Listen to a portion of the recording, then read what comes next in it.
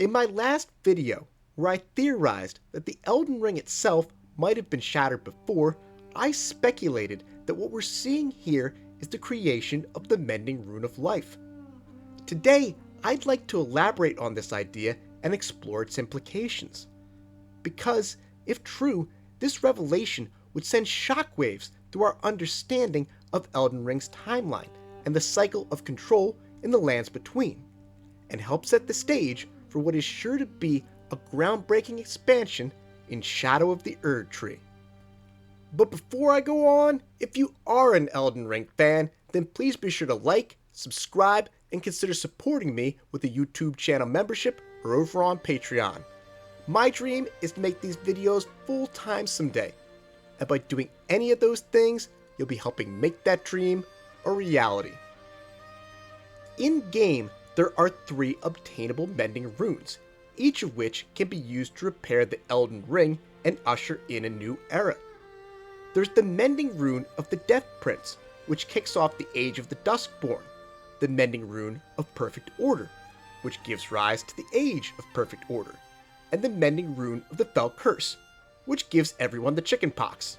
I mean, brings forth the Blessing of Despair. Each one of these runes can be found after completing a quest line and looting the corpse of an NPC. For the Mending Rune of the Death Prince, it's Fia. For the Mending Rune of Perfect Order, it's Goldmask. And for the Mending Rune of the Fell Curse, it's the Dung Eater. So we've got 3 Mending Runes, each one simultaneously the symbol of a new era and capable of installing a unique set of rules and logic to the Elden Ring. And all 3 of them can only be found by looting a corpse. I think that's what Marika is doing here. I think she is taking the Mending Rune of Life from someone's corpse, specifically the corpse of a pregnant woman. As mentioned earlier, the creation of all 3 Mending Runes require a quest of some kind. For the Mending Rune of the Death Prince, you have to follow Fia down into the Deeproot Depths, enter the Deathbed Dream, and do battle with Lich Dragon Fortisax. To get the Mending Rune of Perfect Order, you need to blow Goldmask's silent mind by informing him that Marika and Radagon are the same person and see his journey with Brother Corrin through to its conclusion. And to obtain the Mending Rune of the Fell Curse, you have to do what is probably the most questionable thing in any From Software game, which is saying a lot considering we ate 3 umbilical cords in Bloodborne and collect 5 seedbed curses from the, nether regions of the Dung Eater's victims. These curses are then used to infect the Dung Eater himself, a process that kills him and produces the Mending Rune.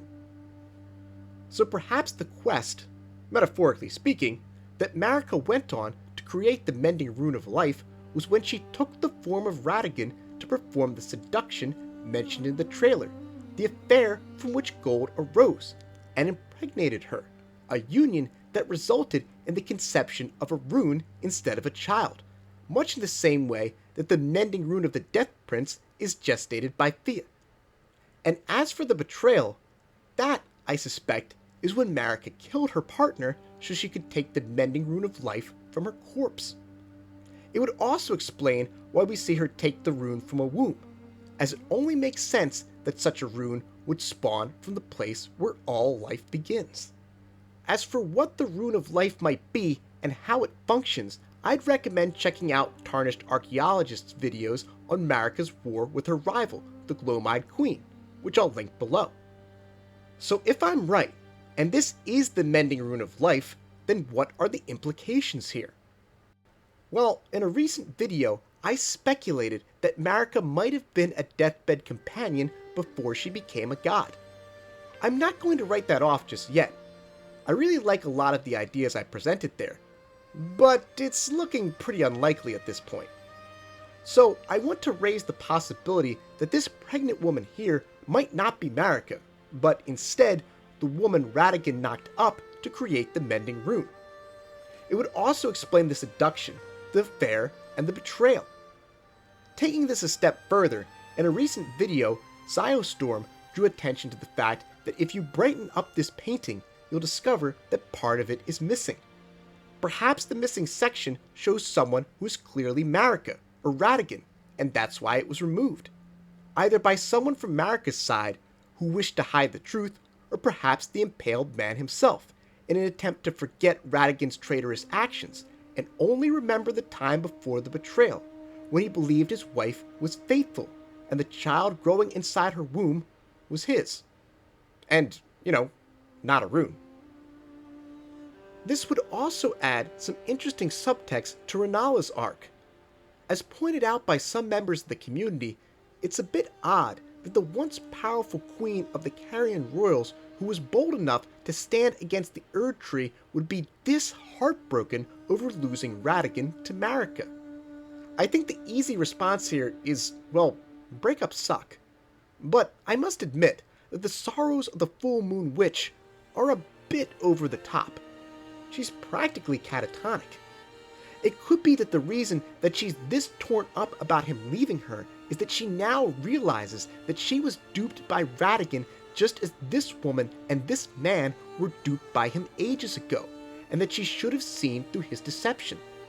She probably feels used by Radagon, but at the same time, fortunate to have survived the end of her romance with him, given how things probably turned out for this guy over in the Lands of Shadow.